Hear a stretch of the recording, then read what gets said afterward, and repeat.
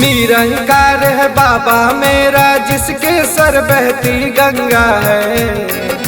निरंकार है बाबा मेरा जिसके सर बहती गंगा है। मेरा भोला मस्त मलंगा है, मेरा शंभू मस्त मलंगा है। मेरा भोला मस्त मलंगा है, मेरा शंभू मस्त मलंगा है।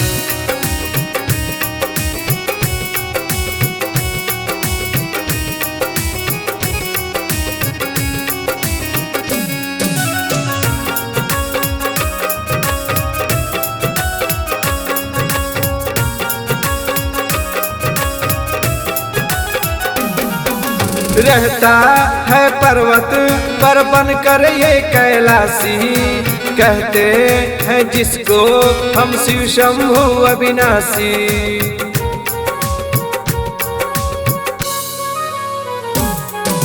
रहता है पर्वत पर बनकर ये कैलाशी, कहते हैं जिसको हम शिव शंभू अविनाशी। अद्भुत रखता वेशभूषा और रहता भी बेढंगा है। मेरा भोला मस्त मलंगा है, मेरा शंभू मस्त मलंगा है। मेरा भोला मस्त मलंगा है, मेरा शंभू मस्त मलंगा है।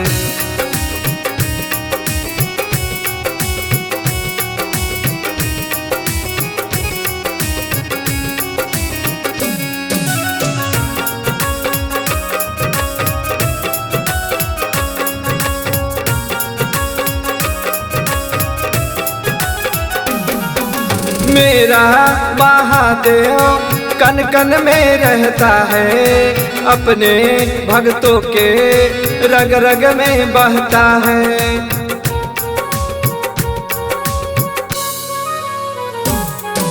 मेरा महादेव कन कन में रहता है, अपने भक्तों के रग रग में बहता है। थर थर कांपे भूत पिशाच न लेता कोई भी पंगा है।